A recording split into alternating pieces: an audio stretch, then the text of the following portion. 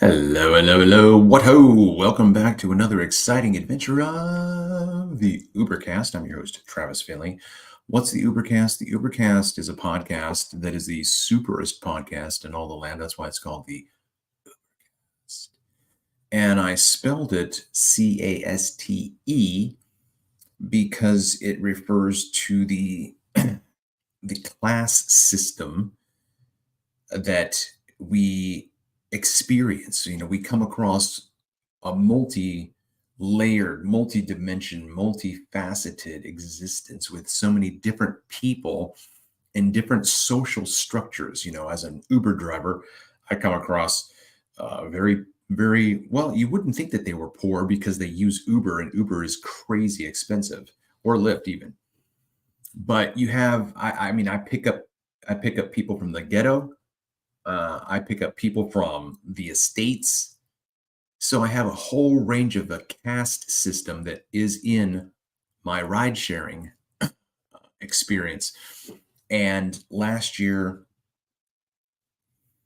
when I started doing Uber, I began to uh, imagine that these conversations that I was creating with my riders, I imagined that if someone like me was doing something like what I was doing in an Uber, recording intelligent, thought provoking, uh, soul bearing conversations, if I found that channel on YouTube, I would subscribe, hit that bell notification, and binge watch or watch these episodes. And so then I thought, I've never seen that on YouTube. I looked for it, doesn't exist. So then I started to create it, and it was a lot of work and a lot of no payoff in terms of you know people sharing it. And so it was a little bit of a letdown for me to a certain extent, because I thought it was a great idea. I still think it's a great idea, and so I am uh in the process of trying to follow that ambitious intent. And I'm distracted right now because I'm sending this link to my broski from another Mosky, Yuri Chernykh, if that's how you say his name. I don't even know. How do you say the H at the end? Chernykh. All right, so now I got to go back over here because.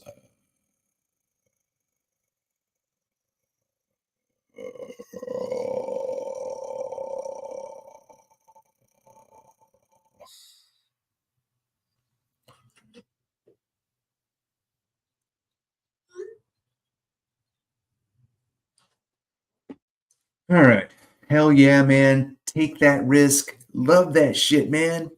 So, anyway, Yuri is an amazing person. Um, and I'm sure in ways that I still have yet to discover. But he and I have just been, bosom buddies and just fast friends for over 10 years. We started our relationship at an Italian restaurant, scenes from an Italian restaurant, um, Bertucci's Italian restaurant in Harford County, Bel Air, Maryland. And yeah, we just hit it off. We were just, you know, and one of the things that I remember, and we were talking about it the other day, I'll say two things that I remember about Yuri. The first one is when we were waiting on tables, we were the Ryan Reynolds like restaurant experience in real time, in real life. If you watch one of Ryan Reynolds' early movies I think it's called Waiting. Uh, Aside from all the you know uh, gratuitous sexual innuendos and things like that, we didn't cross certain lines and whatever. But there was one time when we were just on fire, and both we were just rolling in tears while we're working, slow enough for us to be joking around and all that kind of stuff. And uh while we were working, we were just riffing off of each other in just comedic timing. I mean, seriously, it was impressive. And the other memory that I have is one night Yuri comes over to my house to hang out, and we're on the back deck, and he never smoked a cigar before, and so I was trying to show him how to light it and show him how to draw, and I said, you can't inhale.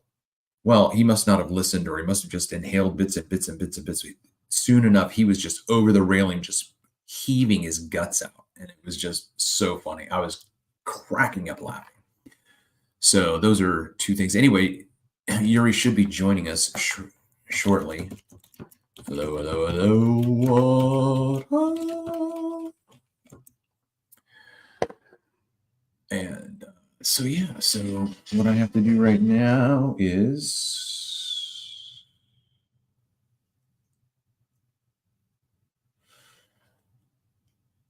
stop texting me and get into this live stream. I'm tired of talking about you.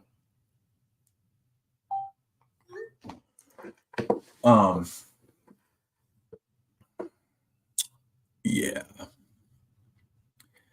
The only thing that I don't like about, I guess I could do this. How could I do this? If I just present, it's not a, is it going to be a video file? See if I can do this. Just going to get some music going. All right, so it isn't a video. Okay, so that's not going to work. However, go in here. Nope. What am I looking for? Let's go back up here. Maybe go up here. Go to here. Go to here. Go to here. What the crack, man? Video download. Why is it doing this? Slideshow? No. I have all of these different files, and then whenever I need them or want them, I can't remember. There's that. Okay.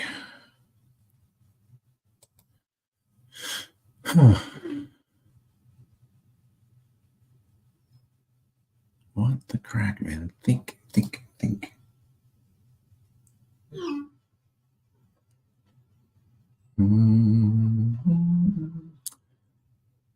Whatever.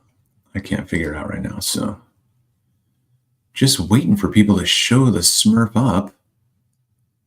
All right. How am I going to share this? I guess I'm just going to go to my channel.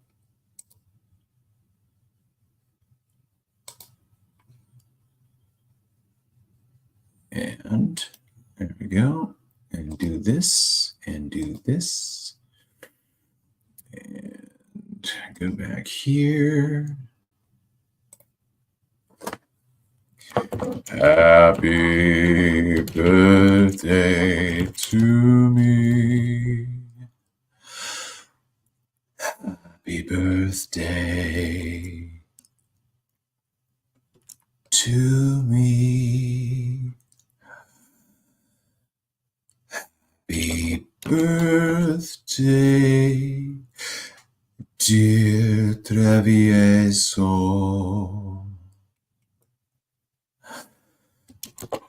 Happy birthday to me. All right, I'm live. Where are you?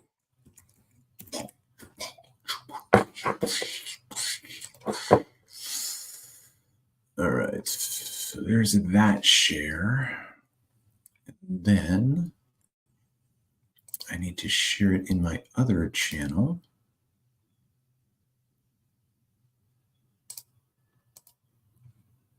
Man, oh man, you guys are in for a treat. This is going to be a good stream. You guys are going to get a kick out of Yuriski. YouTube's find my YouTube's. This is not impressive. No, here we go. Create a post. There we go. That is not what I wanted. I gotta switch. There you go. And then do this, and then do this. And then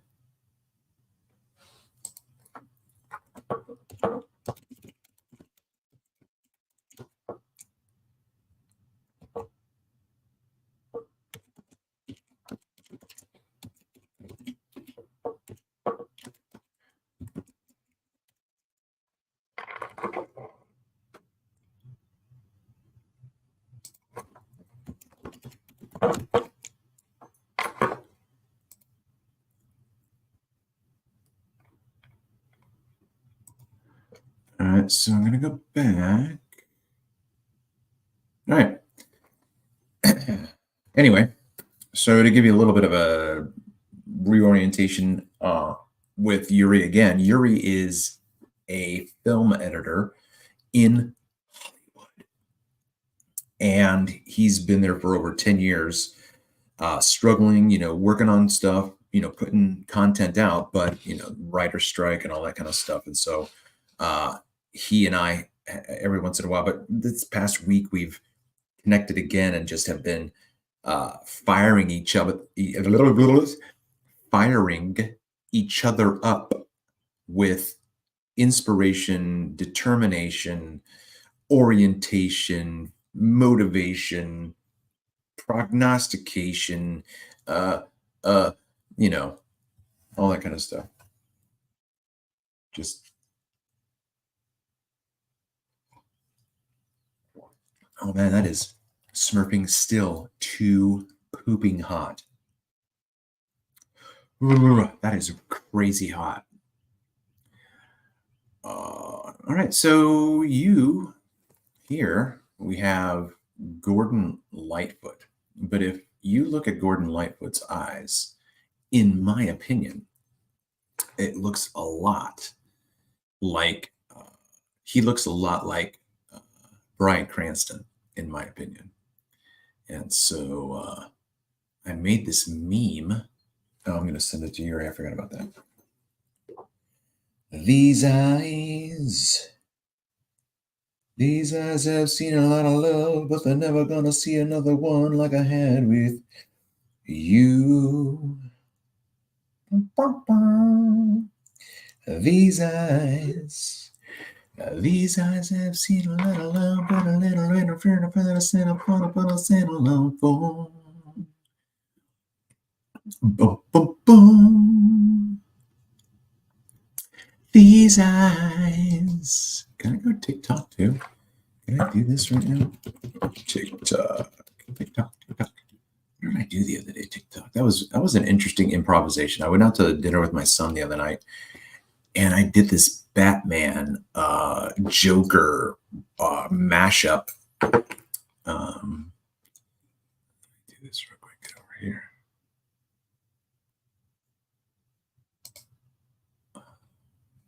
Live. I did this Joker mashup with, riddle me this, Batman. Riddle me this.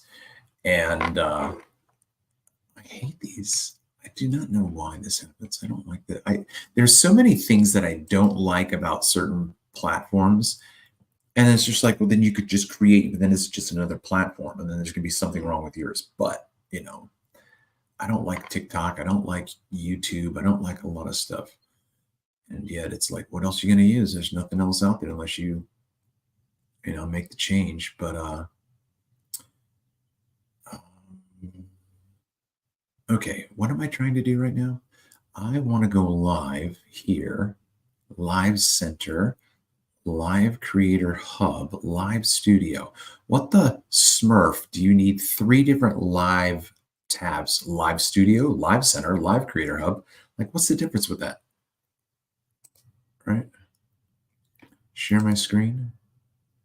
Present. Share screen. Share tab, right? I want to share a tab. Share that tab. Share that tab. So what I'm doing right now is just look at, like, right here, Live Studio.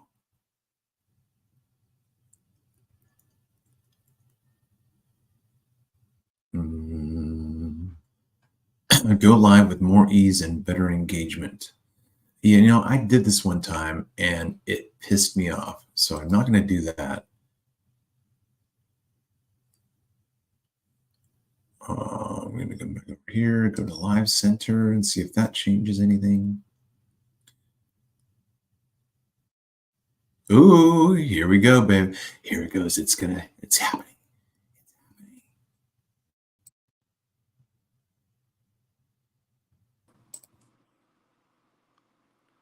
I'm not even going to try to say hello to you in German. I mean, in Russian, because you're just going to lambaste me, man. Well, honestly, I'm going to go ahead and lame-ass you on the fact that you just confused German Did you say with lame-assed? Yep. I said lambast. I said lambast. Yeah. Yeah. I bastardized it. Okay. Are you Based too on the afraid? last Are you? joke about father-son. Why can't I see your beautiful blue eyes, man? I don't have my ring light ready. Okay, no worries. That's cool. It's just people are going to be, all they can see is this little tiny little of you smiling into the camera. All right. Take it the fuck easy. Okay, so anyway, right now my audience is an audience of 0, which is awesome. But whatever YouTube is and the algorithms and all that kind of stuff. But there you go. No. Go back to the other thing with the profile picture. Yeah, I agree. Yeah. Wow, that's going to be weeks of therapy. Anyway, I was building you up. I told the story, of us just cracking each other up, laughing at work, and then I told the pièce de résistance when you were just hurling your guts out over my deck railing. Good times, right? I'm switching the app real quick, hoping that it'll switch over to my headset, which will.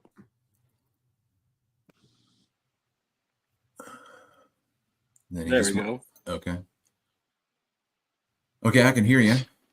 If you want, in case, because let's see, what time is it right now? It's 6:40 my time. It's 3:40 your time. Why are you awake?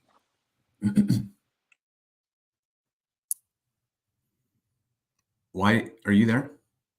He just dropped off? Okay, now you're on two different, you're on my stream right now in two different, oh, there you go. Okay, you dropped out the other way. And just to let you know, you are on camera. I know. Okay. What I want to do right now is just can you see the chat at all? I cannot. Okay, so I was just want to try to give you the access to the chat so that when we start to get an audience, I shared it on my Facebook, I shared it on my other YouTube channel. I probably ought to share it on my Discord as well. So they'll trickle in. My peeps will show up. Even if they don't, they will show up afterwards for sure. So, we're still going to go through with this. But let me.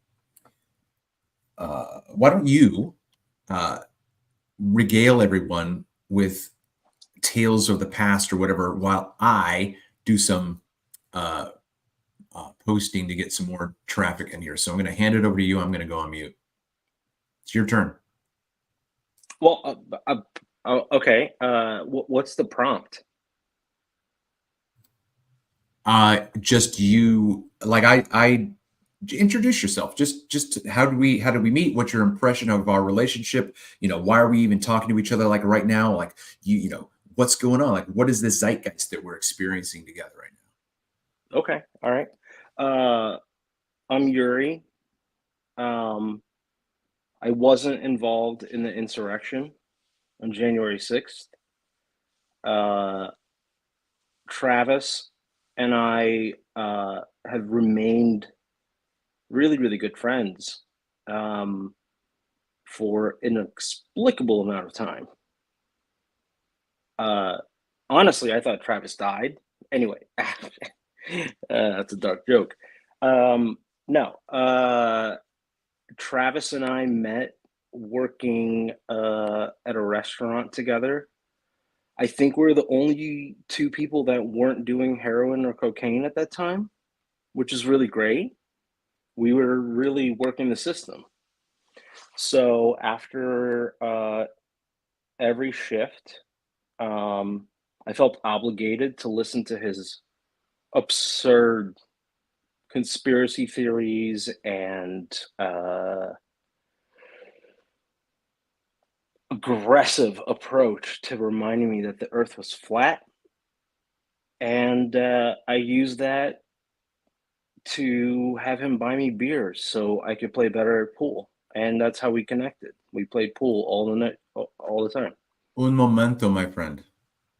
There are certain catchwords that I probably should have, you know, let you in on that I don't want to mention on this channel. That one about the earth not being what we think it is an algorithm that I don't want to inhibit this channel. So I don't use this channel as a conspiracy channel per se, because I don't want any of those stigma to inhibit the algorithms. So no harm, no foul. It's gone. It happened, whatever. But from here on out, we're just talking, things that So this guy convinced me that the earth actually is flat. And flat, I just told you not to talk about this, and you just now blurted it out twice in a row. What the smurf is wrong with you, man? You gave me the shovel.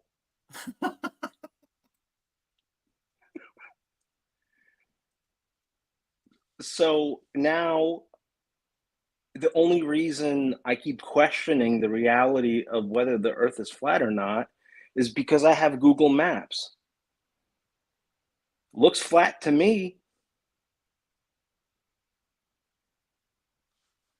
Anywho, no, Travis is not a conspiracy theorist. He has an incredible sense of humor. One of the biggest things that I really, really appreciated was our age difference, our generational difference. We had a very mutual respect, and that doesn't often happen in real life. Yeah, I think I agree with you on that. I mean, man, look, dude, it was like the Corsican twins, right? Isn't that you know what I mean? You know what I'm talking about. It was just like we were just, I mean, yeah, man. It was natural. It came off easy. Yeah. It really came off easy. Sorry, I think I just took out a Brussels sprout out of my tooth. So, fun fact. At least you're eating well.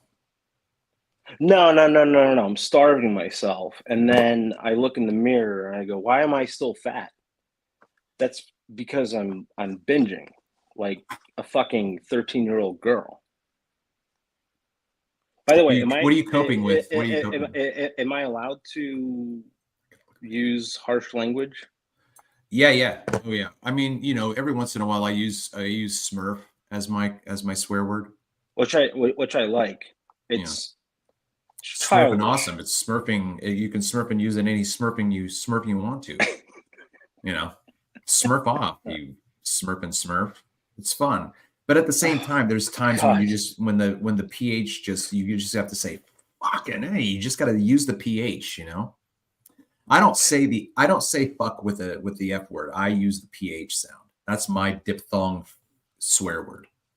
No, that's interesting. I've had conversations with friends about the use of language, and I'm with you. I love the F word, but it's like violence. If you see it too much or hear it too much, it just normalizes it, so it has no impact. And the whole notion of the swear word is it's got to have some fucking impact. You see, but I just like casually threw that in there without even realizing it. And so I don't know. I've sort of just embraced it. It's also an immense, immense amount of HBO watching at an age when I shouldn't have been. All right. So did you see the picture I sent you, the meme that I made with Bryan Cranston and Gordon Lightfoot? That's the eyes that I Yeah. asked you whose eyes they are. Do you feel like they were similar? Could you see Bryan Cranston's eyes in that? Let me check. Let me double check here. I want to Anyway, review before I answer. yeah, yeah. When I saw one, I bought an album by you can see in my background here all of my album cover. These aren't all of my albums, but I decorate my wall behind me with albums that I do have. And Gordon Lightfoot is right here where you can't see him, but in this one he's got glasses on that makes him look like a You can move the camera to show the oh, you're right. audience. Shut up, man. Okay. There, right there. Anyway, so you can see that he's got glasses on and he could look like a pedo. You know what I mean? But those are the kind of glasses that Walter White wore. And that image of Gordon Lightfoot right there, to me, he looks like Bryan Cranston. Not only that, but I think Bryan Cranston is really Phil Hartman.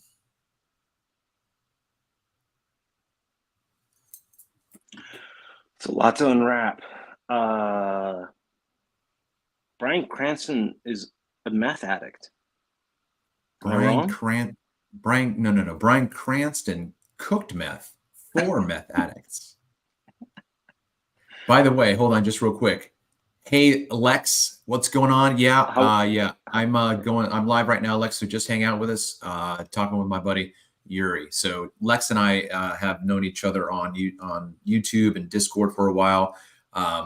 He's familiar with a lot of my research with my photography, and so he has been a good resource of not only spiritual. Sorry, go ahead. I didn't mean to interrupt you. No, it's okay. Just spiritual discussions as well as physical, just intelligent conversations. But okay, I thought of something a second ago. What was I going to say? Is there something that I was going to try to orient myself with this conversation? I can't get it back. Let's go. Okay, so now we were talking just a second ago. You were going to reevaluate the meme with Bryan Cranston and Gordon Lightfoot. Yeah, I did. I don't see it. Really? I don't see it. Okay. I think you're projecting the pedo joke that I told you over text. What's funny is I posted it yesterday on Facebook, and I got Swayze. I got there was somebody else mentioned somebody else that they thought he looked like, and then you thought he looked like Bronson, or the eyes looked like Bronson. So I think that's interesting. But let's go back to my conspiracy. This is I don't know that I've ever seen anybody say this, but my conspiracy theory is this. Honest to God. I want to pause you for a second. You look fucking fantastic, by the way. Well, thank you. I should at 52. It's my birthday. Oh, happy birthday. What? 52? Yeah. You look phenomenal. You looked 52 when we were playing pool. I thought. That's good. That was a good one, man. Oh, all right. No, that was good. That was good. You looked 52 10 years ago, man. When you were 42, you looked 52, and now you look great. I don't know. You can run with that one. I think there's some math issues going on over there, but that's why my ex would never let me deal with the checkbook. She's like, "Yeah, you're not balancing this thing." Oh, see, I made that mistake. You can't let the ex handle the checkbook. The best part of that joke is it's all about hindsight. Yeah. Anyway, man, look, yeah, seriously, you have inspired me as much as I've inspired you in these past exchanges that we've had in the past week or whatever. And you said to me last night, you're like, "Man, don't let me go, keep on me so that we can keep this mojo going, or whatever it is that you need. I'm here for you, whether or not I end up getting out to California, because every time I think about every time I try to get out of Maryland, it pulls me back in. I just can't seem to get out of here in my mind, because when I think, okay, I'm going to do it, then the experiences that I have here in Maryland are just so amazing. I'm like, I can't leave, because I had more amazing experiences last night doing the brew tours. I did a brew tour last night. I do Uber every day, and I just meet beautiful people that don't have a person like me invading their minds and Mm-hmm. shaking them the fuck up, in a good way. Like, have you ever thought about this? Have you ever looked at it that way? And they're like, no. And it's just beautiful to just weave a conversation and be in control of it, and yet allow it to have its own life, and let the writer, I'm like, you talk. I can talk forever. I love listening to my voice. You say something intelligent. I know how to do that. Do you? It's just really interesting to get into the face like that. Listen, I'm still struggling with putting up a sign in front of my bathroom at my house that says employees must wash their hands before they leave. And my first thought was, That would be I gotta put an R in the middle of that. It's wash. That's a good or Maryland. it's a water closet. It's a water closet. No, Good. I totally hear what you're saying. I miss that as well. And I actually, I had that same sort of experience with college in Maryland. I became, in full modesty, I felt like a celebrity there. But I tapped that. I hit my limit there. The joke that I always made, and it's Was not that like a really, day? You hit your peak in a day? How long did that take? it was less than a minute. But no, the first time I got to come back to Maryland after I moved to LA was, I want to say, 3 or 4 years after. Mm-hmm. And I never stopped by my old stomping ground, so to speak. I think you and I had met up. Yeah. And then the next chance that I got was, I think, almost 6 years after that. And it was actually by myself after my breakup. And I remember going back to my college, and all of the posters and all of the film work that I had done there was still hanging up there. Oh yeah. Yeah. Huh. And the point that I'm making is uh, that's the feeling that I had. I still have those moments where I go, life is simpler there. I think what you're experiencing, though, and I don't want to get too personal, but I think what you're experiencing is a sort of reincarnation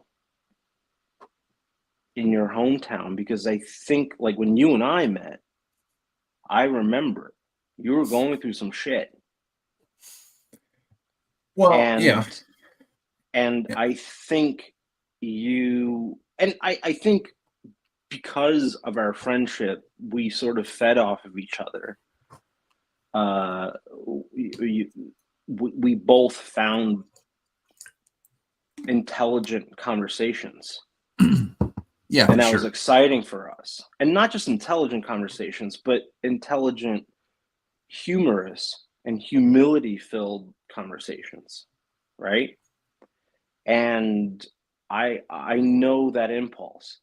So it's really great to honestly hear that you're like, I don't know, man. I feel like I've activated Maryland. I get you. Yeah, I get you. Two guys walk into a wash closet. I changed the name of the stream now. I mean, if you don't want to share, I can show my tits. What do you mean? I don't understand what you just said. So we'll just let them swipe left on that one. If you have a tablet or whatever, I think I sent you the link to the show so that you could watch the YouTube stream. And then if anybody's on, you want to chat with anybody in the chat or whatever, say hi, you can do that. Like I said, Lex is watching. He says, after we were talking about, or after you were talking about your washing your hands, he says, yeah, I saw that. If you did a shirt wash, your hands. I think he means, because he's from the Netherlands, I think. So he would say, if you took a shit, wash your hands. That's what the idea is. Oh, if you took a shit. Lex, watch where your fingers go. You wrote shirt. No. He put the extra R in, just like you put the extra R in the word. Oh, I stand corrected. Yeah. See how good that level of joke was? You didn't even get it? No. I still have the same critique. Yeah. Simplify it. Shirt minimizes your punchline of the wash your hands. Lex, don't worry about what you're hearing right now. He will cause you to die the death of over. Now I'm ruining my own joke. So here's my joke last night. Did I send it to you? But here I worked on it until I got to the bachelor party, right? So I pull into the bachelor party. Everybody piles into. There's only 8 guys. It wasn't that big of it. It was supposed to be 10 guys, but it was just 8. So I start off and I say, welcome to the Brew Tours. I'm your driver, Travis, but I'm also going to be your entertainer tonight. I said, just happened that they called me last minute, and I didn't even know it was a bachelor party until just before I started leaving. So I was trying to find a stripper, but my daughter didn't have any time on her hands tonight. So it's just going to be me. And, in order for the clothes to stay on, you're going to have to make it rain, gentlemen. Otherwise, their clothes are coming off. And they loved it. The guys cracked up laughing. They thought it was hilarious. It's a really great joke. It's a great sleight of hand, and that's what a good joke is. It's part of the, like, my approach is those pauses that make people feel uncomfortable, but also make them lean in. Yeah. And go, what is this guy fucking saying? That's like Chernykh. Have you ever watched Chernykh? I'm not actually. The comedian. I'm not familiar. I'm not really familiar. He's the darkest fucking comic I've ever heard. He would be like yes, I love him. Yes, Chernykh? I know exactly what you're talking about. I can't remember his first name. I never remember his first name. But it's Joseph. No, it's not. It's not, dude. I'm looking it up right now. It's a J name. That's his last name. It is. Why is it just giving me his last name? It just says Chernykh. It's got nothing for his first name. He's got like a fucking crew cut. Anthony. Super tall. Anthony. That's close to Jimmy. What did you say? Jonathan? Justin? What did you say? Tony? No, that was Anthony. That would have gone. That was a good recovery. That was. Yeah, I mean, I like this. You know what I mean? Like, I would watch us. And so to me, we have an audience out there somewhere. They just have to be found. Stop validating yourself. It's weird. I said I would watch us. Yeah, but no one says that on a podcast. Someone who's gonna put the fucking camera on their face and then smurf their way through a live feed takes balls. We need more cowbell.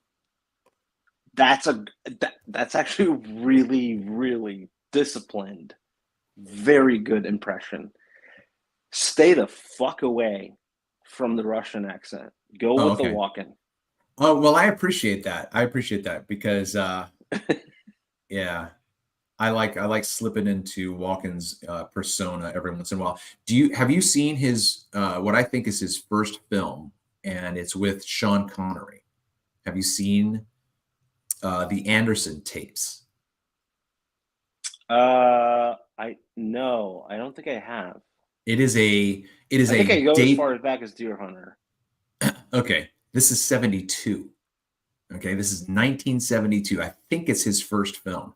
If it's not, whatever, it's very close. Oh, that's pretty funny But because the next film he put a gun to his head, yeah, or had one put to his head.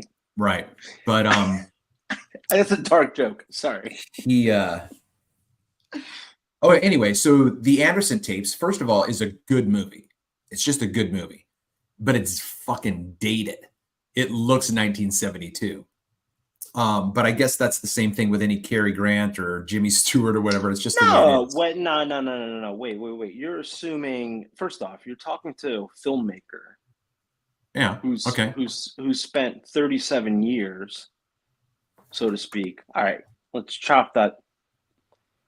15 years studying film.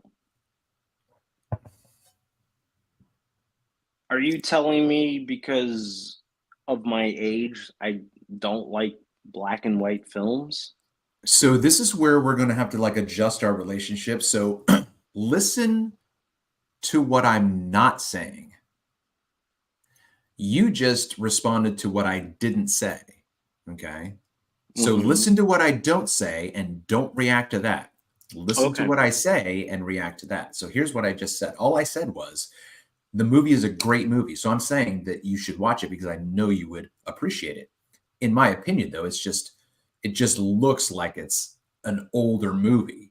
It just has that. I don't know how to describe it. It's almost like looking at 8 millimeter film rather than digital or something like that. It's just a quality to it. You know, if you watch somebody who's a millennial and they're saying, I've never watched Goodfellas or whatever, and they'll say, and the first thing that they say, I've never seen Goodfellas. I believe you.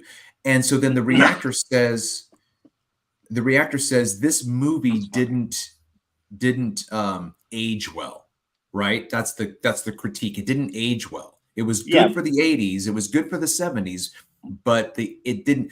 What it was? Oh, you know what does age well? Fucking Amadeus. Right, but wait. Take a step back. What are you defining as not aged well? The Christopher Walken's fucking hair looks like it was just ripped off of a mop and stuck in it. It just looks shit, you know. I mean, whatever. Listen, we're swallowing the camel to like forget that. Just forget that critique. No, but you're onto something. Oh, okay. Well, then bring it back. What am I onto? You're talking about the birth of independent cinema. Let me see who made. Let me look this up. I'm going to look up and see who.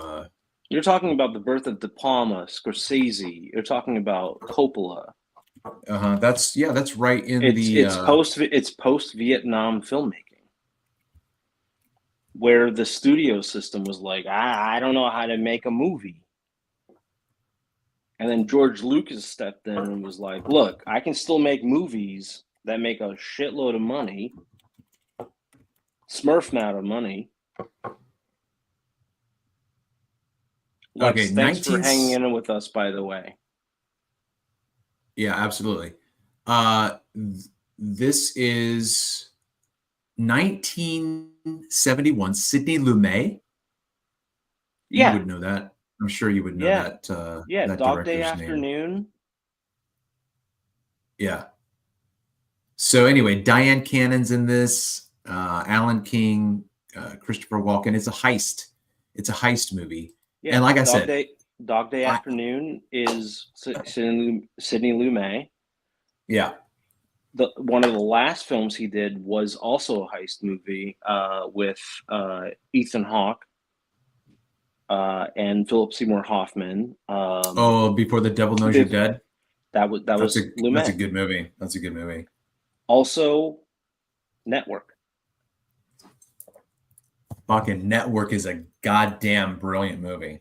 That scene with Ned Beatty. Mr. Beale, you know, the world is a college of corporations, and you. That's a good Oh impression. my That's God. a really good impression. Holy shit. I think he won an Academy Award for that one scene. I'm pretty sure he did. If he didn't, he was robbed. He's one. If I'd have to check. You're gonna have to Google it. I'd have to check, but I know he was nominated. I can look for it right now. I think 'cause Dog Day I'm at the Afternoon IMDb. put him on the map, but he's phenomenal. Wait. Who are you talking about? Ned Beatty or Sidney Lumet? Lumet. Oh, okay, because I was talking about Ned Beatty in that scene. But Okay. he was up, I think, for Best Actor that year. And I think Network was up for Best Picture as well. I'm pulling it up right now. But yeah, that Network is a beautiful movie. I loved it. Yeah, he did that, and so Network is one of my favorites from him. But he also did a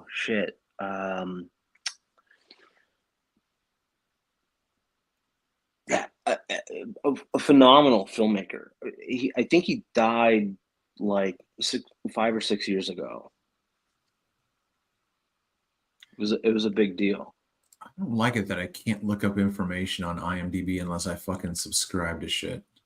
No, what? No, you don't have to subscribe to anything. Are you an IMDb Pro? That's what it took me to. I wanted to find out, like it says production, box office, and more at it says pro at the end of that. Lex, thank you for your patience. Anyway, I don't see it right away. But speaking of Ethan Hawke, he's one of my favorite actors, although Black Phone was the goddamn stupidest movie ever, besides Howard the Duck. I'm actually a really big fan of Howard the Duck. I'd have to maybe watch it again, but when I was a kid, I thought it was just horrible. Can I tell you why? Leah Thompson?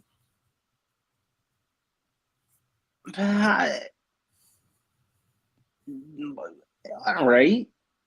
Yeah. Honestly, I like Back to the Future 2 way better because she wasn't fucking in it.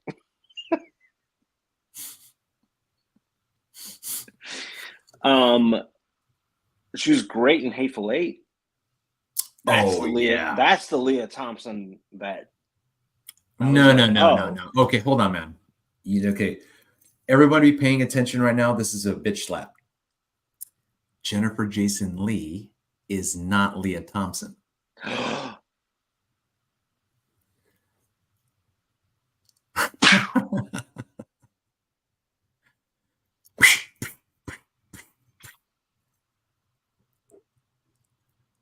That's all right, man. Yeah, what is it? It's 4:00 in the morning for you. So I mean, not no foul. No, I'm challenging myself to because I love this to check my memory, but I think the reality is that I need to have a computer. Maybe in another dimension, Yuri, there was a Back to the Future with Jennifer Jason Leigh and Eric Stoltz. Yeah, I think I was close. It was the first one. You know. All right. So do you want to just like ease it off of that bitch slap a little bit? Like, no, I got to take the win whenever I can, man. Oh, that sounds like insecurity to me, my friend. Well, you know. Yeah, so, you're so much more than I am. So that whenever I have that little tiny moment, I have to just try to grab onto that rainbow. Yeah, I have bigger tits than you. That's not what I was thinking was bigger. And therein lies the problem. I'm not out to dick measure. I actually love using. That's not what it was like 10 years ago. Using that term, by the way. Dick measure. Yeah, yeah. Well, look, I, in like full disclosure, that's what the world I live in is. Yeah. I Yeah, I'm deal with sure. I deal with petulant professionals Petulant. that I go, chill the fuck out. Man, they can't because they don't know how to live. They're consumed by the bottom dollar, which hopefully the artist isn't, right? Because he's got to starve to make his goddamn art. And and then he's not going to sell out, right? He's not going to let his shit turn to kitsch. Like Bill Watterson, the creator of Calvin and Hobbes. Guy never went commercial. There's no plush animals of Calvin, no Hobbes, nothing commercial. It was a pure expression of art. Yeah, look,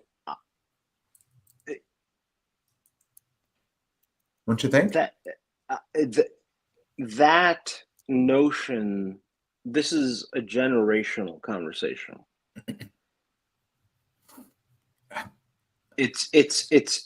You're talking about, okay, to give you an example, I worked with a director who has seen success, who's very good at what they do, but she's in documentary and she's a woman in a male dominated industry. Why is that even a thing anymore, man? I just don't get that. That's Because bro- because it that's financially that's how is. we know it's a controlled op It because is, you and I absolutely. would never do this to another person. You know what I mean? Absolutely. You know what I mean? Absolutely. Totally agree. It Right. still boggles my mind. Yeah. My failures have been a reflection of pushing against that, making phone calls and saying, "No, fuck off. I want a receipt and a demo deal or uh, uh, a demo deal, What's that mean? a contract. I want a contract that protects both you and I. Right.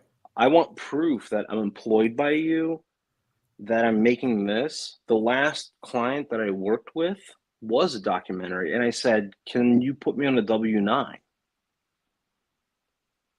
Because my take home in California is going to be way less than the less that you're paying me already."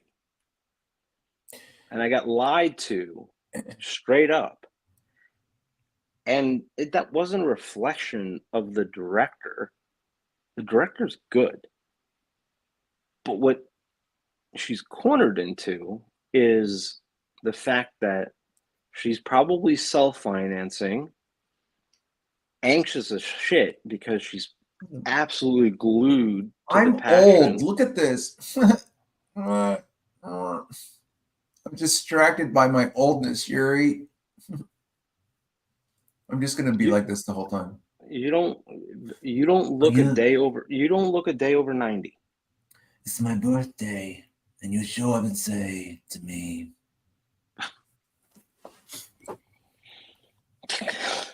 You just went to the bottom ladder of impressions.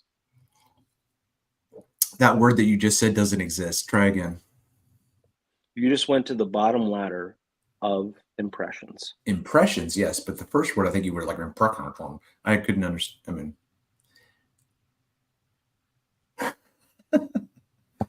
all right.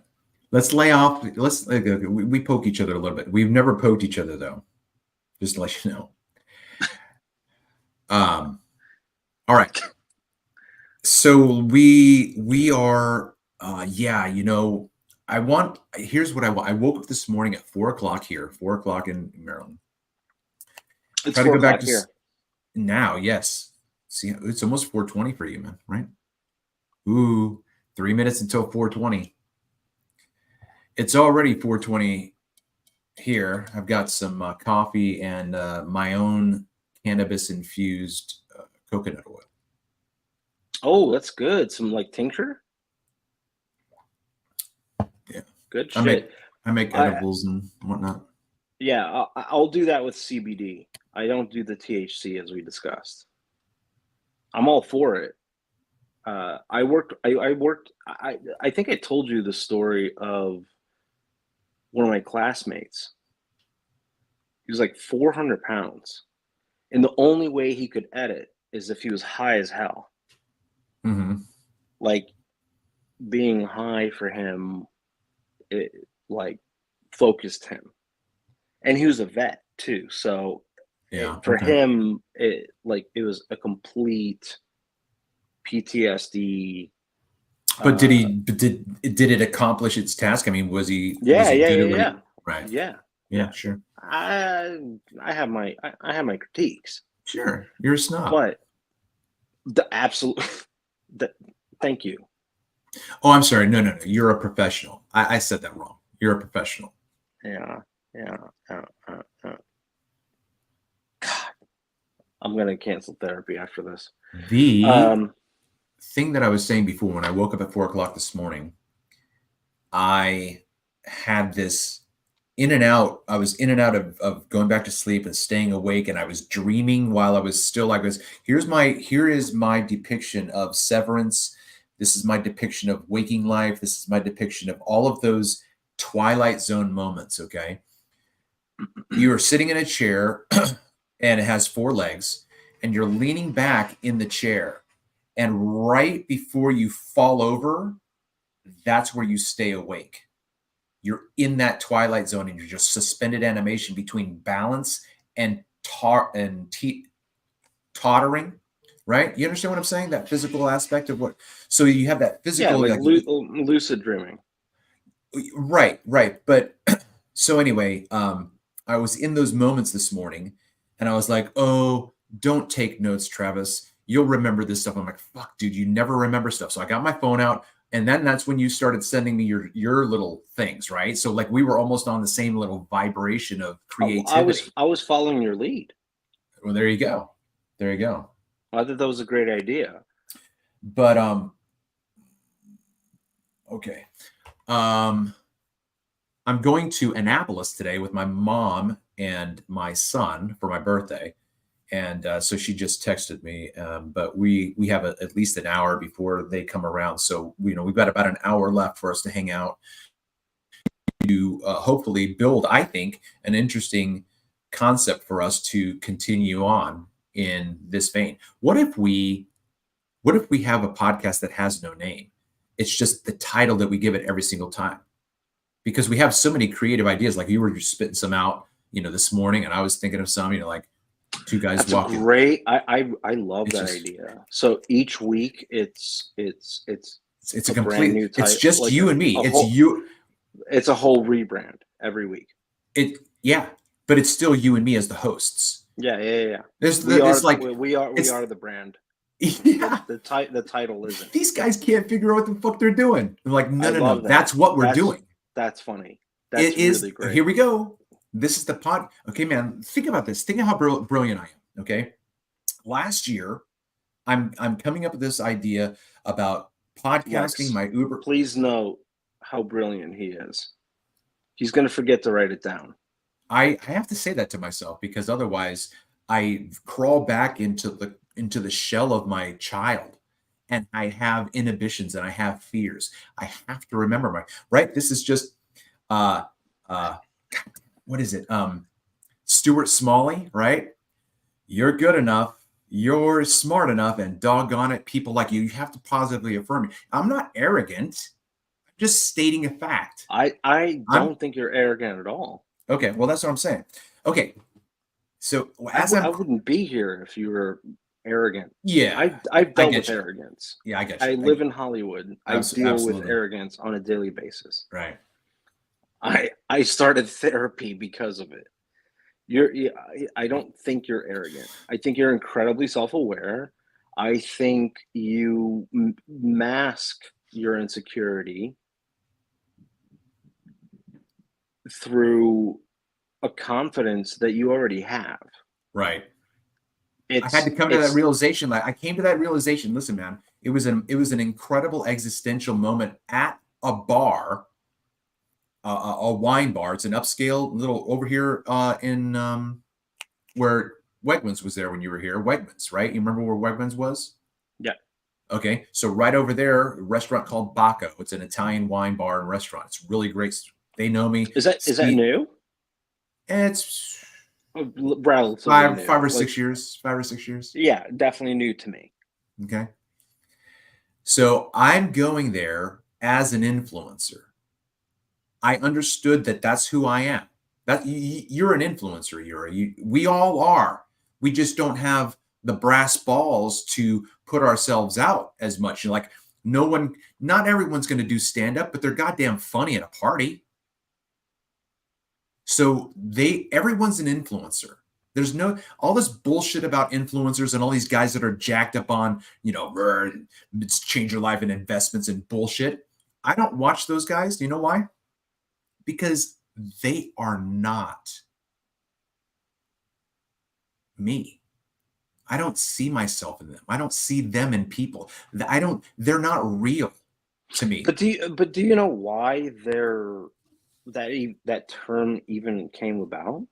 Influencer? Yeah. The first time I saw it was on a YouTube short with an Indian woman and her husband, and they're absolutely so funny. And you never see him. He's always the camera guy, but he's an audio their voice. He's the comic relief. She's the Laurel to his Hardy, all that kind of shit, right? But it's so good. They are so good together. And he would call her the influencer. And I had never heard that term before. So like 3 years ago, I'd never heard that term. And I'm like, is he saying influenza? Why is he saying influenza? No, because he has an accent. He has an accent. So I was like having to listen. And then I had to read the chat. No, influenza is Indian for COVID. I had to read the chat to see someone mention the word influencer. And I'm like, oh. And then I'm like, what's an influencer? So I had no idea. But tell your story. How did it come around or come about? It's advertising. It's advertising, and I get you. Yeah. The shift in the social network. So if you look, if you have a $2 million, if you have a 2 million subscription following, then they're going to say, hey, can we put like a Pepsi can in your screen right there? We'll pay $1,000. It's just product placement. Yeah. If you look on my Facebook page, it's a business account because I got notified that I was getting enough hits that I could monetize my page. I've made no money off of it because as soon as I got a whiff of that, I was like, I'm not interested in that shit. It is an evolution that came out of Facebook, where Facebook said, we will never use advertisers at all. This is a social media network. And Fincher, if you look at the social network, that's exactly what happened. When Zuckerberg fires Gordo, Andrew Garfield's character, that's what that was. He kept warning him about, look, if you go down this path, you are opening the gates of hell when it comes to how this platform is being treated. So then they go to advertisers, and then they buy out Instagram, which was completely its own entity. Instagram was a photo social network, and it evolved from that. So the notion of influencer was targeted at a very specific demographic, millennials and Gen Z, and a very manipulative advertised-based incentive. And so it became sort of like, oh shit, I'm getting a shitload of hits and I don't have to fucking work because I'm getting all of this That's a fine line, right? That is a fine line. I can see that happening because that's what you want, right? Because the American dream is that you can be whatever you want to be. And I do think that. I do believe that. The only limitation the only limitation to your aspiration to be whatever you want to be is you're not in the goddamn club. If you're not already in the club, there's no way you're getting in on your own. Like you can't just go and say, hey, can I join your club? Here's this. They're like, no. We hunt you down. You don't come to us. If we like you, if we want to bring you in because you're an influencer and we want your opportunity for us to take advantage of you, then, don't call us, we'll call you. That's, in my mind, that's the way I see the reality. And that is still the reality. Back to the word influencer, that's exactly what it is. What happens is it is a balance of it's social media gambling. If you're funny and you get clicks, and if they throw that share button in front of your face as much as possible and you keep harassing your friends and your networks, the people that make it actually do make it because they're making good content. I just had an epiphany. I'm sorry, I don't want to interrupt you. I told myself that I didn't want to interrupt you. But I realized that I am, in the back of my mind, susceptible to the same temptation. So then I would never monetize. I should never monetize. Why? Because what you and I are doing is organic, and it's authentic, and it's dynamic, and all of those other icks that are adjectives. But if I was describing a business idea that I have, and I still think it's a really good business model. As a photographer, hobby photographer, in the past 6 years, I've been both California and back here, just on the scene. People see me taking photographs, and a lot of them that have social comfortability will come up and say, "What are you doing? I'm shooting out over the Chesapeake Bay." They're like, "What the hell are you taking a picture of? Like, there's no ducks, there's no bunnies." Yeah, I saw your footage of the Key Bridge. Anyway, so let me try to get that point back. I'm going to try to reel myself back into what That's because it was a good joke. It was very, very well timed, apropos. It's not too soon. It wasn't too soon. That's for sure. Okay, going back to artistry. Oh, this is what it was. So I'm taking pictures of the Channel Islands, which is on the Pacific Ocean, the Anacapas, archipelago, right off of where I grew up living, and right next to me, in the campsite next to me, in this massive RV, were this young 20-something couple. I don't even know if they were, married. I don't think they were married, but they're taking selfies of each other and all this kind of stuff. And I'm like, I got a fucking camera right here. So I walked over and I'm like, "Hey guys," I said, "I saw you guys were taking selfies and whatnot." And I said, "I don't want to bother you, but I'm a photographer and I have a camera. If you guys want me to just take pictures of you guys, if you were walking on the beach or something like that, I'd be happy to do that for you." And I'm like, "Oh, that's kind of cool." So I sent them down the beach, just walking away. And so I'm photographing them, just going down to their feet, coming up. It was just, for me, it was just like, oh my God, like, how am I going to express myself in I loved it, And then there are moments where they're talking, and she looks up at him and she's smiling, and it's just click. It's just amazing. And then they turn around and they're coming back, same thing. I have this shot where she's reaching up with her lips, reaching out to him for a kiss. It's gorgeous. And why aren't we seeing that as you speak about it? Because it would take too long for me to go get those files. So you're just going to have to envision it in your own mind. Anyway, I did that, sent them to them. And then the next time that happened, I was here in Maryland. It was autumn, right? Like October, and 2021, maybe. It's probably about 3 or 4 years ago.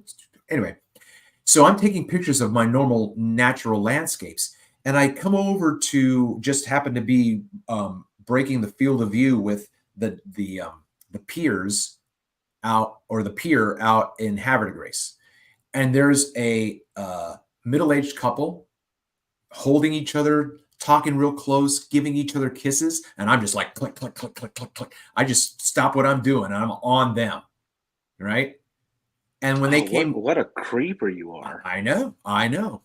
And they start coming walking towards me. So I get my gear up and I said, "Hey guys, how you doing?" I said, "I don't want to creep you out. I'm a photographer. I sit up here all the time, and you guys invaded my space by blocking I was shooting nature, and then you two lovebirds have the gall to just be in love and be all smoochy and gooey. By the way, I was taking pictures of you the entire time. Would you like to see them?" And they're like, "Yeah, this is our anniversary. We just came down here spontaneously. This is our anniversary." And I'm taking pictures of them being in love. And they are amazing. You're a voyeurist. Whatever. That I'm okay. How That's that's not a criticism. I get that. I get that. It's an observation. That's because I am God. God is the ultimate voyeur. God is the ultimate creator. The only voyeur you know, the only creator you know, is you. You are God. I am God. I'm just Travis's version of God. You're Yuri's version of God. We're having a conversation right now, Yuri, with ourself in two different personas. God still has some regrets with me, though. He's still like, should not have taken that guy out of the factory. Oh my God. The best save I ever had was I made him an orphan.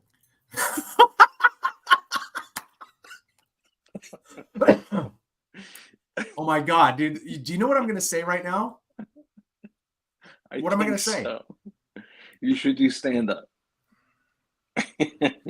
That was goddamn brilliant, man. That was so good. That was so good. I'm going to steal it. I'm stealing it. But this was going to be my point. It's all yours. My point was that even in the brilliance of what you just did right now, you are cobbling your entire existence for that joke in that moment. Like, you've seen conversations, you've heard someone's joke, and you just mashed it together. It's not that. Humor is humility. Humor is empathy.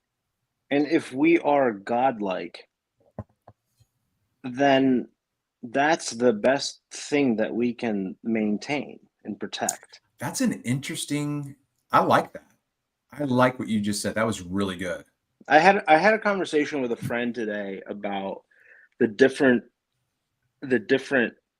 people that I talk to when it comes to the notion of religion. And there's a difference. There's religion and spirituality. Mm-hmm. Religious people tend to stick to the Old Testament, which is probably the worst fucking read. Spiritual people are talking about Christ-like behavior. Yeah. Because the New Testament is about a vengeful God that kept going. He's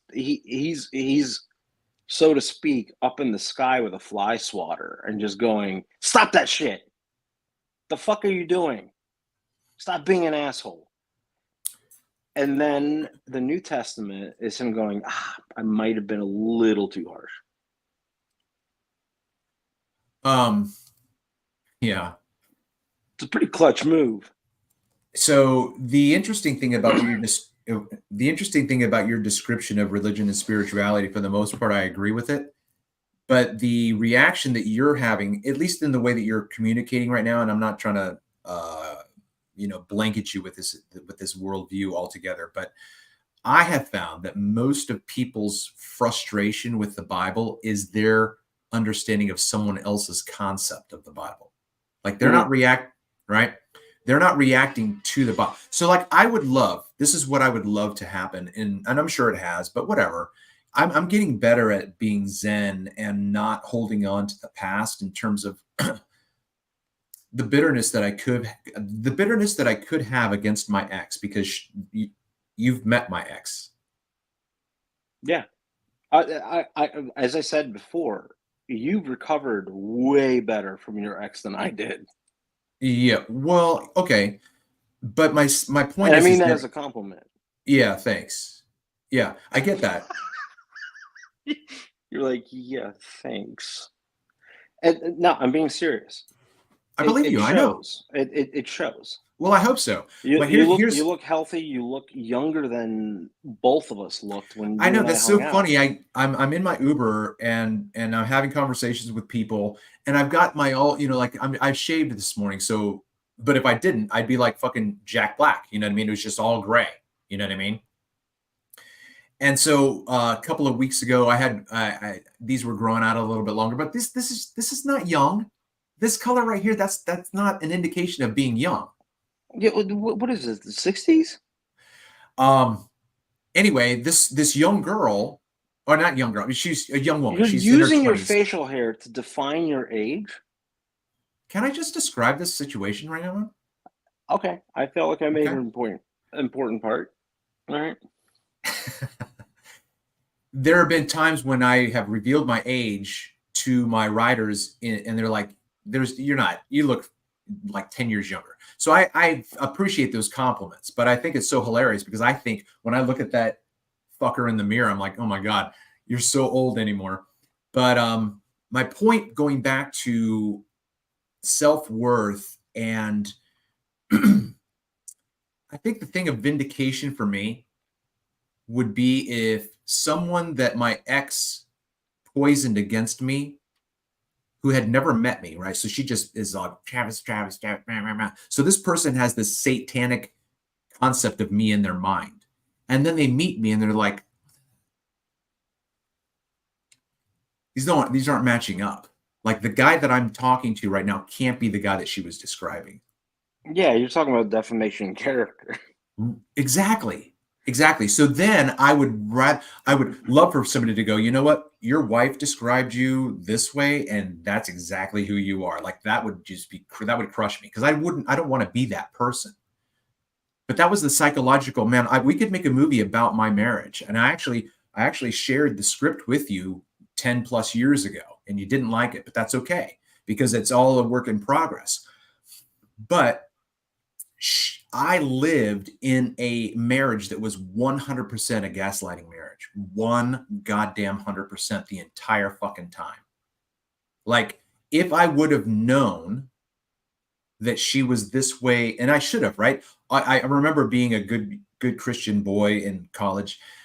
Dear Jesus, I just love Melissa so much, and I think I'm going to ask her to marry me, but please, please, please, Jesus, if she's not the one I'm supposed to marry, just help me see. I feel Right? so validated. That's how I've been praying for 37 years. Okay. Dear And Jesus, I swear to to to you, honestly, that I will never do this again. I'm sorry that I masturbated in front of a woman in a public space. That's a Louis C.K. joke. and yet it hits and it lands because but anyway, whatever. We're Well, riffing. I but don't but know. but no, I no, can't no, remember no. what I was saying. But it. Look, I know when it's funny when I know like your feedback when I was texting you. I kept bombing, and the joke became that I'm just gonna keep fucking trying. You pushed me to that. Okay, good. At the end of the day, that's really what it's all about. Is humor is humility. Humor comes Oh, that's where from we were. Yeah, yeah, yeah. That's where we were. humor comes from it's Greek. It's Greek tragedy. Uh, it comes from uh, performing your pain through a magic trick of language. The reason you're laughing like at the key bridge joke, it's surprising because you're like, oh shit, he's watching the news, he's paying attention, and I don't mean to come off like arrogant in that respect, but it's a very self-aware thing. It's a very calculated sort of thing. And it's calculated because it's about listening. People that aren't funny are completely unattractive to me. Mm-hmm. Hands down. Your ex, the best thing that I ever did for you, I think, was puke over your porch. Because it gave me the opportunity to really see. Because I was young enough then that she couldn't, in her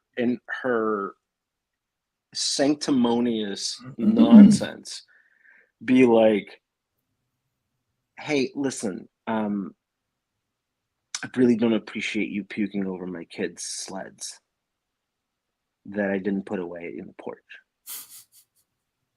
Or that my husband didn't put away. Okay, so let's go back to that. I want to get back because you brought the thread back around, so I appreciate that. Talking about asking for, I was describing my relationship as a gaslighting relationship, and then I said if I had known this ahead of time, and I should have known it ahead of time, but I was 23 fucking years old, and I didn't have self-awareness. I wasn't mature enough. I knew that this relationship was just dissonant. It was just conflict. But I believed in love, and I loved this person. And I will say it to her right now that I still love you. I still love her because she's and you likely forgive her too. Yes. But see, okay, man, see, this is the whole thing, man. If we made a Hallmark movie of my experience, it would be a very cinematic. I mean, you are too. We all are. We have those moments of cinematic history that we are like in the fucking Truman Show, but there's no one around watching. And yet there's everyone watching. And it's so weird to think about it that way. But yes, I love her because she was a part of my life. And she is a beautiful person. She has flaws. She's broken. She's still goddamn broken, man. I want to fix her. I can't. I want to come on. Like she's a goddamn fox in a trap, and I'm coming to and does she still? Do you guys still communicate? No, she wants nothing to do with me. Zero. That's for the best. I get that. I'm fine with that. No. I'm being serious. That's actually for the best. Because what you're talking about is a dangerous codependent relationship. Everything you're talking about, I experienced myself. I went through that shit too. And right. I ignored every red flag out of love. It's crazy. I kept going, no, this is part of love. This is that's the ups and downs. That's exactly why I got into the marriage. I said to myself, I had this tension. So I was, again, man, we have to talk about Rosencrantz and Guildenstern sometime in our future lives. But yeah, I understood. I'm like, this relationship is so painful, but I'm going to have to work with someone. Like everybody's going to have an issue. I'm going to break up with Melissa and I'm going to go date Christina. She's going to have some shit that I don't even know about. And I've already been with Melissa for 2 years. So I've already been I'm already put 2 years into this. Like, what am I just going to quit every single time I don't like what you do? That's not love. And I understood that much. I understood that much from 80s pop music, where so many great lines in people's other existences of love showed me what love was supposed to be like. And I brought that into my psyche. And then I became that expression of Phil Collins. I became that expression of Dan Hartman or whatever it is. I can dream about you. You know what I mean? I have nothing if I don't have you. Anyway. No, but here, I think you're making a really important part, and I'd like for you to consider this. What's the difference between a joke and a movie? Wow. What is the difference between a joke? You got to give me some time because it took you some time to get even to ask that question. So let's maybe not unpack that right now. Let's leave that hang. Let me ruminate on that. Can you give that to me? Yeah, absolutely. All right, let me think about it. I want to give that some good thought. I don't want to just go fuck it. Just tell me what it is, man. I don't want to think.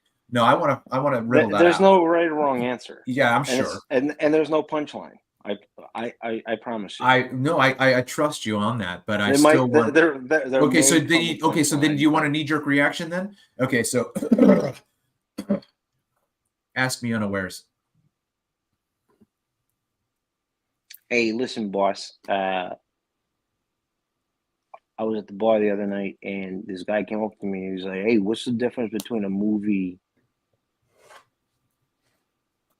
and a joke?"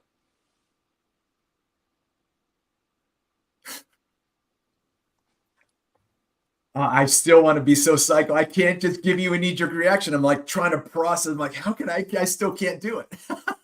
So It's a coping but mechanism.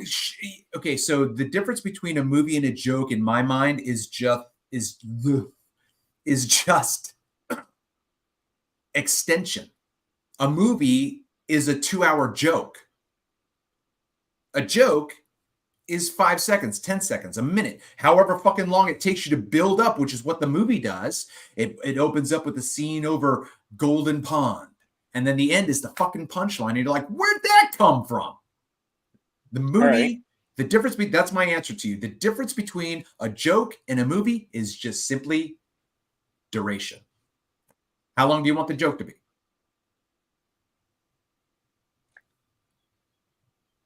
The difference between a movie and a joke is whether that curtain gets pulled back on the yellow brick road.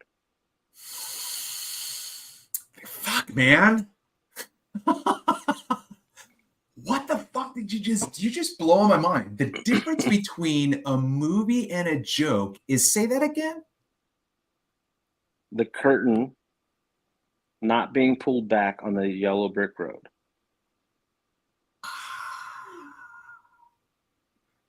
That's so deep for me. I don't know that I can fathom that. Just a minute. That's pretty interesting. I'm gonna have to think. Tell me. Well, just go ahead, man. Just tell me. What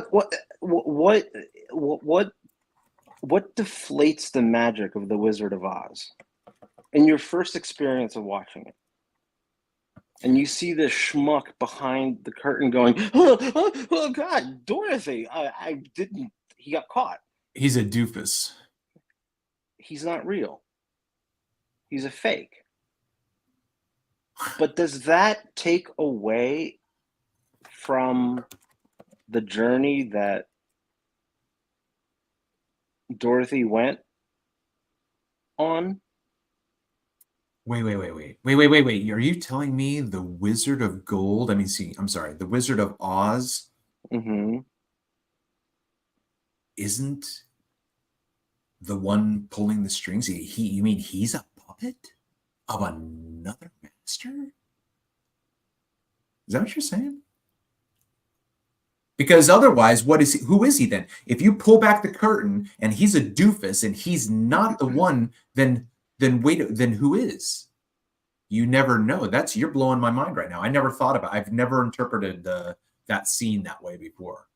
I like that. Well, the journey for Dorothy is she's this spoiled brat that wishes that she can get away from the mundaneness of her farm life.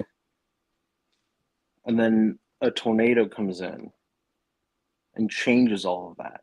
And the world turns to full color and she sees something. It's no different than when I moved to Los Angeles. This is fucking blowing my mind. Hold on. I want to look this up right now. I want to hold on to this moment. This is Waking Life script. Waking Life script.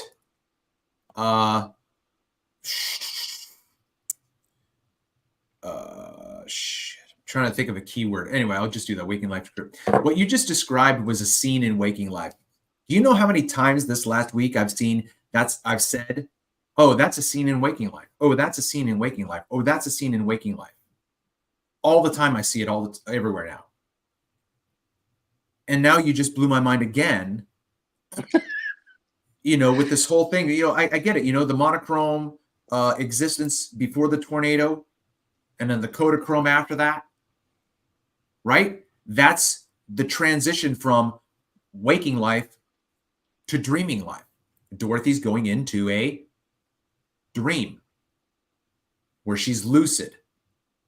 They don't tell you that in the goddamn movie. They don't tell you that the tornado is just whatever, the death of your child. Right? Like, what is it going to take to wake you up to just existence?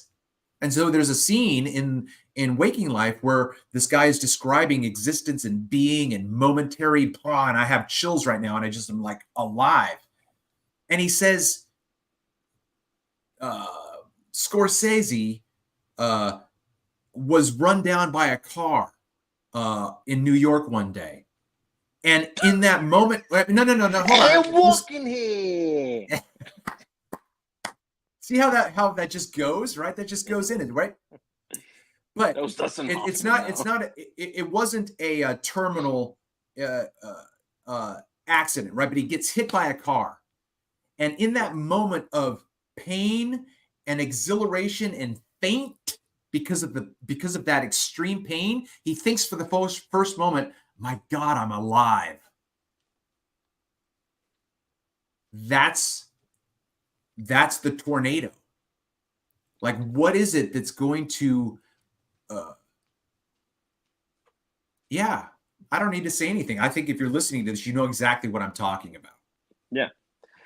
Tragedy tends to do that.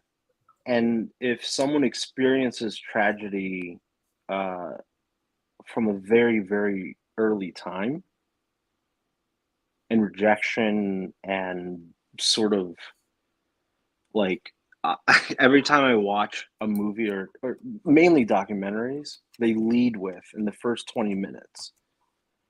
I don't get it. They lived a perfect, like a normal suburban life. And they're like, yeah, but then they fucking took an AK-47 to their family. There's more to that story, isn't there? It's a shield. And the point that I'm ultimately making between The Wizard of Oz and all of that is it's a sale.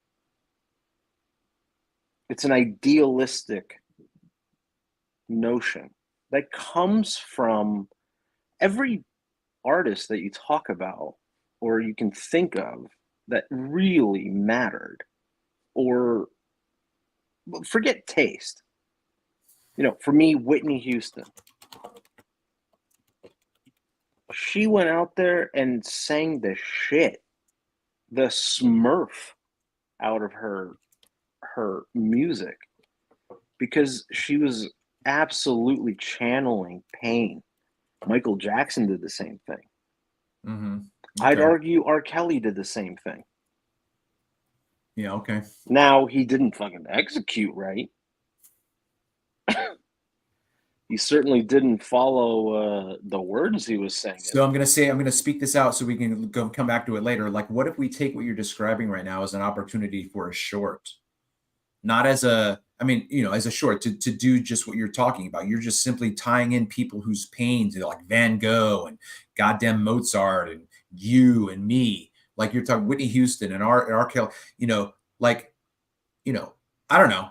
Maybe you're in the world where you know that people are already making those connections, but if you're making that connection in your own mind right now, someone else maybe hasn't made that connection. So this could be an opportunity for a short to then just go, First and foremost, I don't mean to sound pretentious or condescending. I swear to you. You never need to qualify yourself with me. You just say it, man. All right. This is, first off, shorts don't you're not going to make any money or even Yeah. gain We're exposure. artists. We're artists. No. Hold on. You won't even get the exposure. It's genuinely a waste of time. Okay, well then whatever it is. My point is that the A idea that you feature, were a feature. We're talking Good Will Hunting. Matt Damon, Ben Affleck those sitting guys didn't down fucking and write that movie. There's no way those motherfuckers at they did. 20. No. Listen to me. Have you seen their careers? Okay. Do you know what actors are? They're Have actors. you seen their careers? Have you seen Ben Affleck direct? Everyone, right now, I just want to let you know where you're witnessing the red pill, blue pill option. He's fighting the blue pill. He does not want the red pill. He does not want the red pill. Yuri, this is my opinion. This is my opinion. Okay.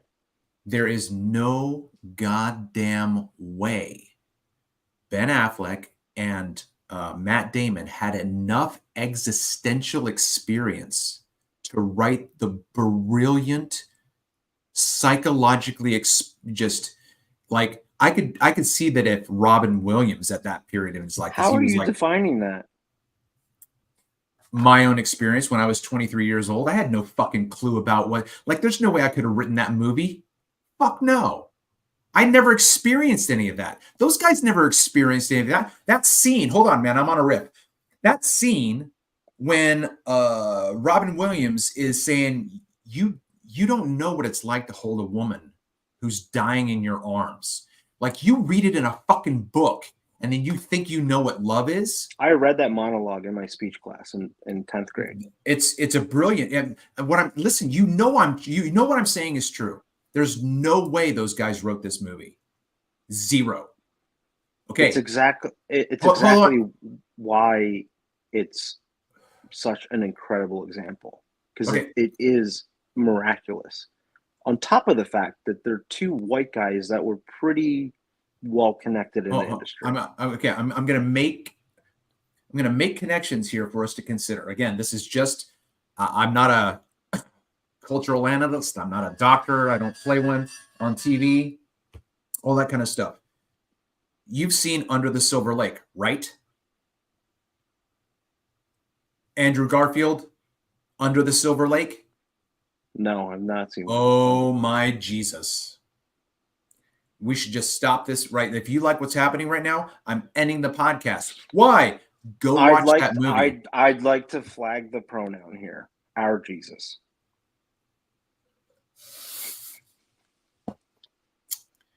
I'm not gonna ruin the punchline for you on that because it's such a profound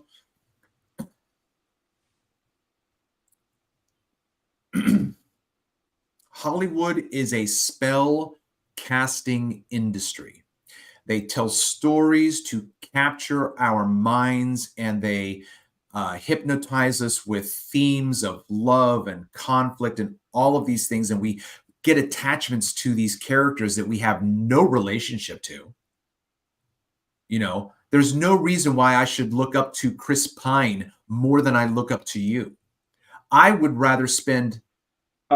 I'd like to affirm that notion. There is no reason that you should look up to Chris Pine for any reason, even if I was the comparison. Whoever it is, Christopher Walken. Although, okay, here we go. You and Chris Pine, I'll cancel on Chris Pine. You and Christopher Walken, I'm gonna hurt your feelings. You know what I mean? But it's not really because you understand. You'd be like, dude, it's Chris. James Corden is the fucking easy way to go. What? Okay. I can't remember what I was saying.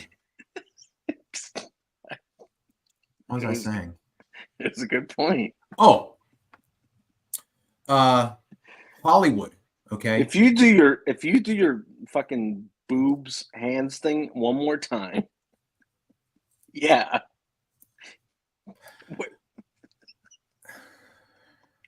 God. I can't tell if you're about to do a prostate exam or you're just looking for boobs that aren't there. I'm always looking for boobs that aren't there. You know how long it's been since I've cupped somebody? Forever.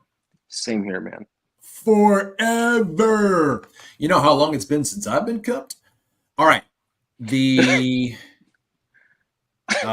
point that I was making, Yuri, the point that I was making is if you want to poison someone, you start off with very, very, very, very not non-terminal doses, and you put it into a very large sugar-based cake that you just like nom nom nom nom nom, arsenic nom nom nom nom nom, whatever it is that they put in there. That's Hollywood. Hollywood builds you a fucking cake that's fantasy or sci-fi or romance, and there's except now I'm okay. Now I have to unpack my meta narrative because the example I just gave you was a negative one. That is that they're putting poison into the thing. I now have to maybe figure out how to dig myself out of this hole, but I'm going to correct myself right now. What Hollywood does is they give you 99% poison in terms of fiction, and then they have one little granule of truth that if you're not watching the movie and that frame goes by and you didn't see it, or you don't you're just like, oh, that was a great movie. And I'm sitting next to you going, oh my God, they just pulled the curtain back. They just showed us something. It's like fucking Brad Pitt in the cut booth of the porn theater in Fight Club. Fight Club. Yeah, this is the worst Coca-Cola commercial I've ever heard.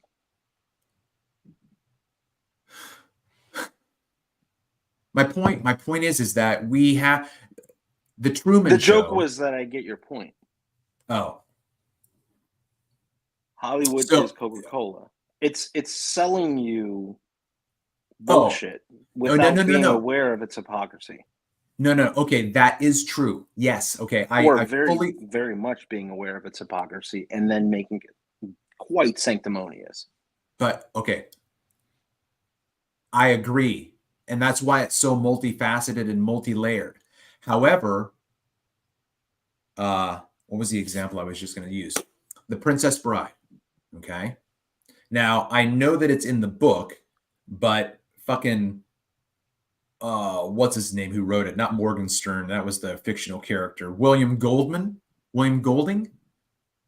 He's written numerous screenplays that did very well. So he's in the goddamn club. Okay.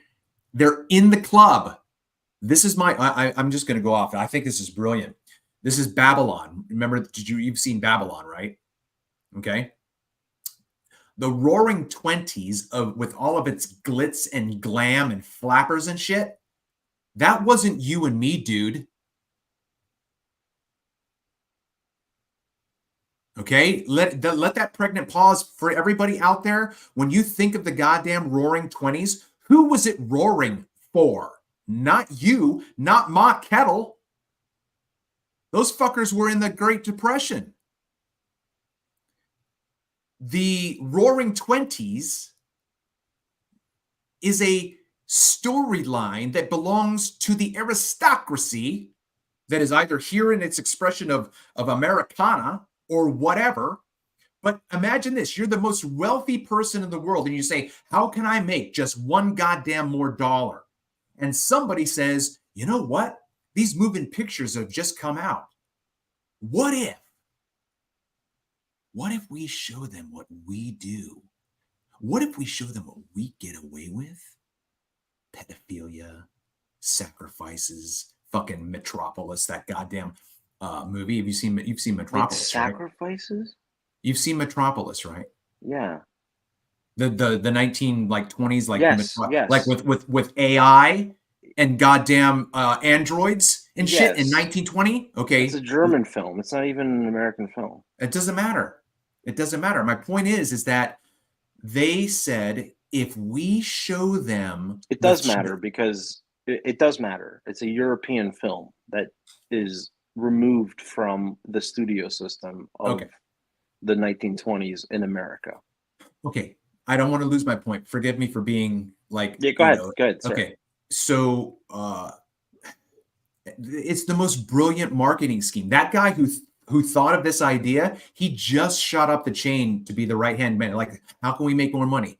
He's like, these people will pay us to show them lives they can never have. And then we can say, oh, look, you can be just like Marilyn Monroe. She was just a cornflake girl from Idaho. Didn't you know that? And she came just like goddamn Mulholland Drive. She came, she didn't fucking make it. If you try to make it in Hollywood, watch Mulholland Drive and see what happens to starlets who come from Idaho. They die. Okay? It's a lie. You can't make it in Hollywood because it's a club that you don't belong to. And they said to themselves, if we just show them Miller's Crossing and we show them what we do to people out in the woods when we want to eliminate them, they'll pay us forever to make movies like that. So then they show us movies that we think aren't real, but they show us reality. And then they mix that with really reality. So now going back, all the way coming back to The Princess Bride. Here is where we watch a fictional movie about, come my love, and I'll tell you a tale, right? Of a boy and girl. And Wesley never said he loved Buttercup, but whenever she asked him to do something, he would say, as you wish, you know? And in that moment when he said, as you wish, she knew that and we're all like, oh. And then when it comes to the part where Prince Humperdinck reveals that he's going to create a false flag, right? It's going to be so rewarding when I strangle her on my wedding night and then blame it on Gilder so that we can go to war. He wants to go to war with a country, and the only way he knows is to create a false narrative that the people will say, because they love Buttercup. You know why? Because he brought her up from them. She was once a peasant just like you, and now she's Princess Buttercup. And we all love her because she came from us. And then she dies on our wedding night, and it was goddamn Russia, China, Austria, whatever. Go get them. They just showed you how they manipulate your allegiance in a false flag. It's a terrible example. Hold on. False flags. Okay? It's a you threw off my groove. Go ahead. I've been talking. But you're using an example of satire to make a point. You're missing my point.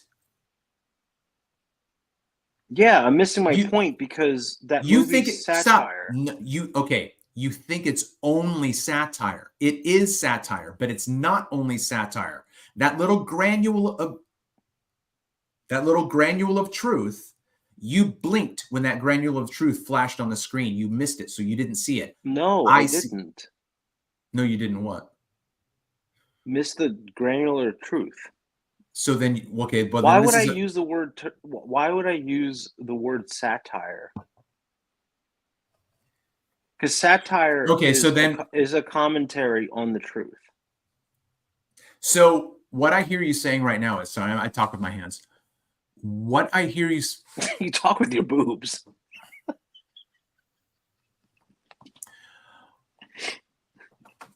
What I hear you saying right now is that I misunderstood what you said. So please help me understand what you meant by satire. I apologize for condemning your comment. By the way, no. I didn't feel that way. I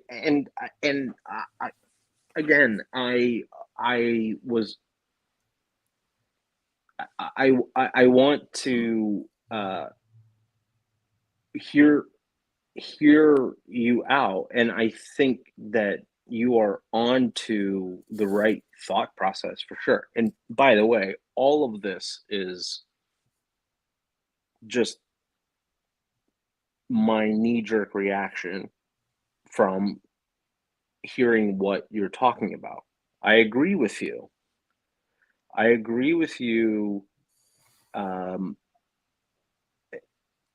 It's funny, growing up, Princess Bride and Robin Hood Men in Tights always were confused for me. I know why. Because they're in the same vein. They're pumping out the same exact thing. It's talking about the notion of monarchy and power, um, and also like I'll never forget the chastity belt in Men in Tights. The notion of sexuality and the Victorian nature in which we deal with it in the states. We censor sexuality in the states, but we'll sit there and talk about kids showing up with AK-47s in a school all day, and we'll make those movies too. We'll absolutely celebrate the violence, and that's what I mean about the hypocrisy. Uh, there's a couple of films I'm that sorry. We need to wrap this up in like 5 minutes because I'm coming close to being, taken away for the rest of the day with my family. So I apologize for interrupting you, but if we can just maybe start to finish your thought, and then maybe we'll make that transition into the end of the show. yeah. No, I think all of Hypocrisy. You these were things. talking about the hypocrisy thing. Yeah, I think all of these things are good, but I think it also comes down back to the point that sort of brought me back to just doing this at what 5 a.m. at this point. Um, I want that idealism back, and I do think it exists, and I've worked with people that truly represent that. And I can look at the work that I've made myself, that I've been a part of, which is small in comparison. And I can look back at it and I can stand behind it. It represents my notion of anxiety and all of those things. One of the best compliments I ever got was from a filmmaker. I don't know if you ever saw, it was a Hulu movie that came out, Palm Springs. Who's in it? Uh, uh, Adam Sandberg and Oh, really? I like him. yeah, so it's a director that I edited with.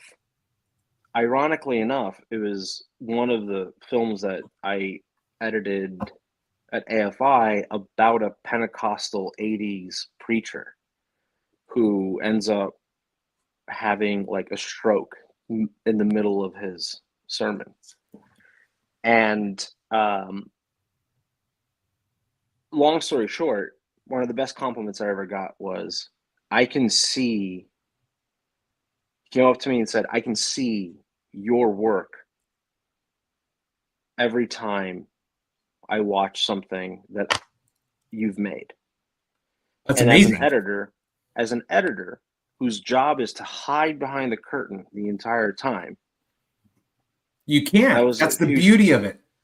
and that's what I try to do. So I do think it exists. I do think that there's an element of hypocrisy. I also believe that the industry is growing up very much like we do as people. Yeah, I wonder then, Yuri, if I need to wrap this up too because we could just keep going on, which is why we should keep doing this. Okay, so I'm just going to start wrapping this up right now. Everyone out there listening to the sultry sounds of both of our voices, please, if you have found this episode and you've made it this far, do you know what that means? You're on Like, cocaine.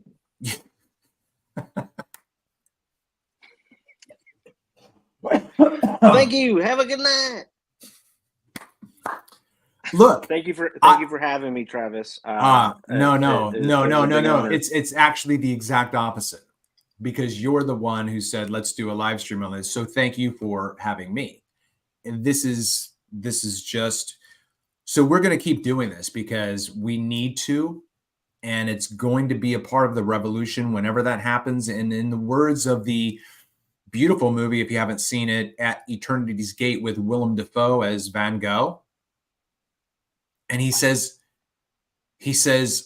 I try to show my brothers the world that I see because the world that they see isn't real. And I'm showing them what they should be able to see. And he says, but no one understands me. No one believes me. And he says, sometimes I think that God made me a painter for people who are not yet born.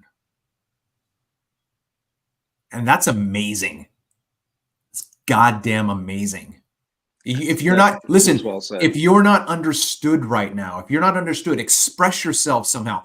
Put your goddamn stamp on Facebook, spray your tag, whatever it is, man. Leave your mark. Yeah, without the swastikas, though. No. We have to reclaim.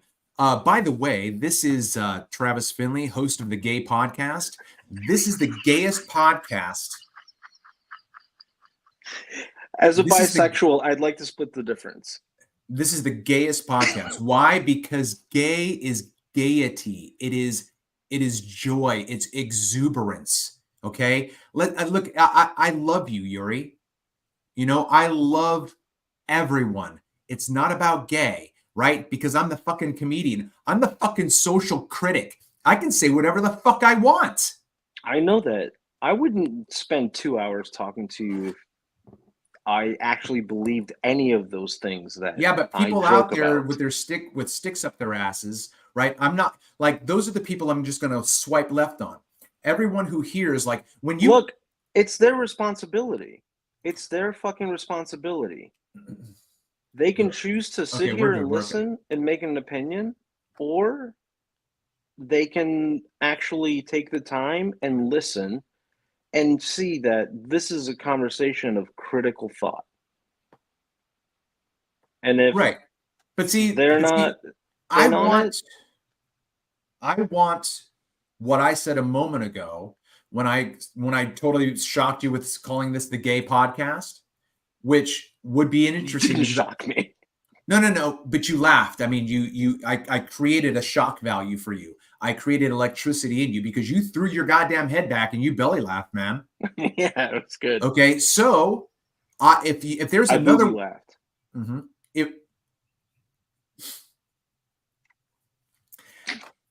if there is another Yuri out there who comes across this video and laughs, that's who we're going for, because he gets the joke. So I created the Gay Podcast. You can look back maybe 3 or 4 days ago. I just created it off. I was live streaming, and I decided to redeem that word. And this is the gayest podcast. I'm going to create the gayest, whatever. I was just choosing gay. I'm gay. I love gays. Gay. I'm so gay for gay. That should be our podcast name, because of the double entendre that you even brought up. You said as a bisexual, blah, blah, blah, blah. So it works for you. We can call it the Gay Podcast because you're in that club. And so am I. Don't throw quotes like that. In the club. It undermines the reality. No, it doesn't. Not to me. Okay, well, maybe I have to be more sympathetic. Yeah. We're one step away from my truth. Get out of that shit. I can't. That's reality. That's your reality, then. Let me see how I can do this. Hey, let's kiss each other. You can't say reality. Can you see me? Can you see me in the screen? Hold on.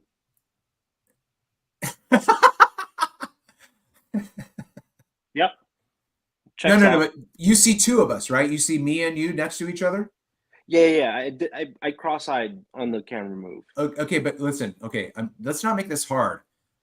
That's what she said.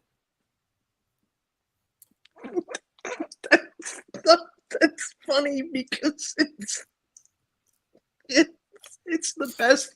That's what she said, joke. Let's not make this hard. I want to go to bed. That's the punchline. That's the fucking punchline. Oh. Look, I talk with my hands. Just deal with it. I really like discovering this about you because I'm going to absolutely chip away at this insecurity as much as I possibly can. And you're just fueling that fire. You just make it easy. You're teeing me off. Okay, my family's 5 minutes away. I'm going to leave the Here's the punchline. Here's the punchline for the future. Okay, we have right now Ian, who's a very good friend of mine. Hi, Ian. Through Discord and whatnot. And then it says, well, now there's only one person watching, but there's Lex is here, Ian is here. If you're listening at this moment, Ian, if you're still here, please, please, please, please, please share this content. If you have now, because you know my channel, you come across this episode and you've made it to this point, share this content. Hit that Fonzarelli, smash that like, okay? And then make a comment, because those are the algorithms that YouTube says, hey, something's going on over there. And then they're going to be like pushing my shit out. That's the only way that this is going to grow. But this conversation was intelligent, insightful, hilarious. I would watch us. That's why I know that there is an audience out there, Yuri. So we are going to explode. Where did this audience come from? Where did all of these people who love us, not because we're gods, not because we're stars, but because we are empowering them to become gods themselves. You and I. Thanks for sharing.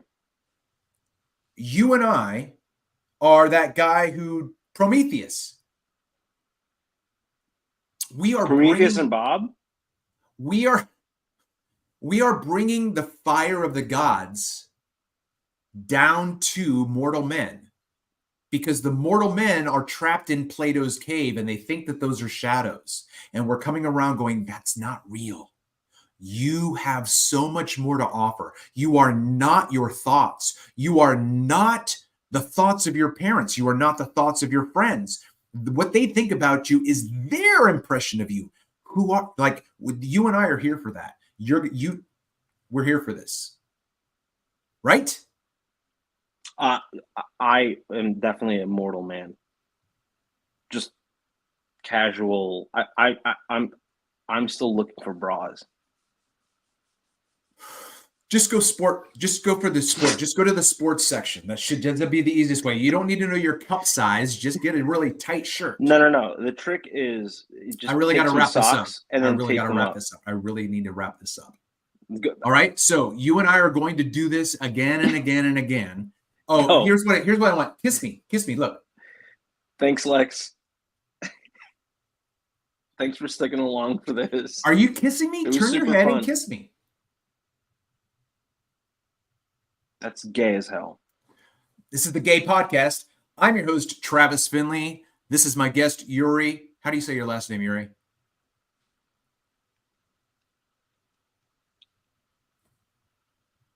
What happened? Why are you...